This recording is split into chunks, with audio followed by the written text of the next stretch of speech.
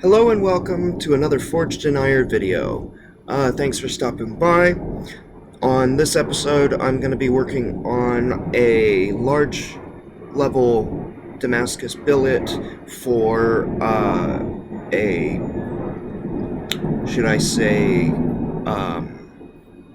pre-order.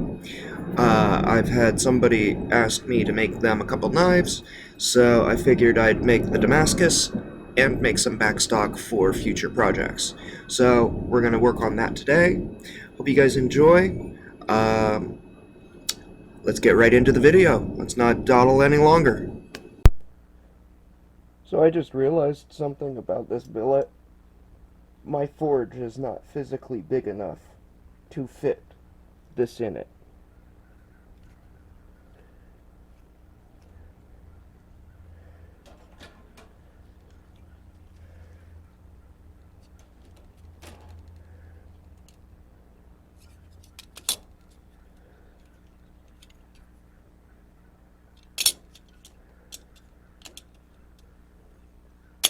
So I've got to do two billets of 19 and 20. Of 19 and 21 layers. Oh lordy, what am I doing to myself?